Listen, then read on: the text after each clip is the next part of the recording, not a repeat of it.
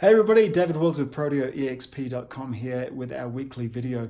I'm going through some of the questions that come through our website from time to time and personally to my email. You can get a hold of me, David at ProteoEXP.com, if you have any questions, and please do that, and we'll be posting these videos up every week.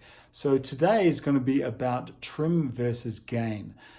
A lot of people will say, okay, what's the difference between trim versus gain? What is trim and what is gain and all that kind of stuff?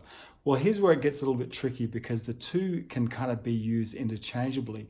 And certainly some manufacturers use them completely interchangeably. At its most basic level, you've got gain. Look, right on here, I have a Studio Live right here. Here's your gain knob right here. And the whole idea behind the gain knob is that you have a bunch of different inputs coming into your mixer here. And they could be very weak signals like a very weak microphone or a passive guitar or some sort of piezo pickup or it could be a really strong signal like something out of a synth or a drum machine, something like that. The whole idea behind the gain is to bump them all up so that they can all kind of come in on a level footing here.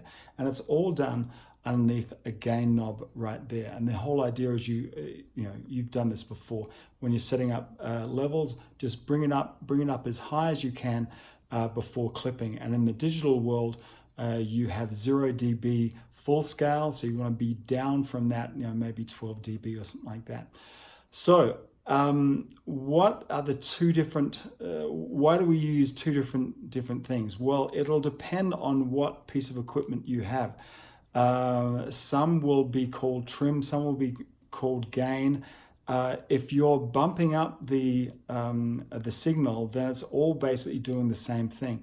On older equipment, like I'm trying to think of, Neve consoles, for example, they had a gain switching. Instead of it being a continuous knob like this, it would be switching in, from what I remember, like 6 dB stages. So it'd be like click, click, click, click, click up there, and then you might have a trim, which allows you to fine tune. So in some manufacturers, gain can be a stepped, discrete gain amplification, and then trim can move that around. In some Mackie digital mixers, they'll bring up the gain, which is the analog stage, and then in the digital realm, you'll have a trim in there.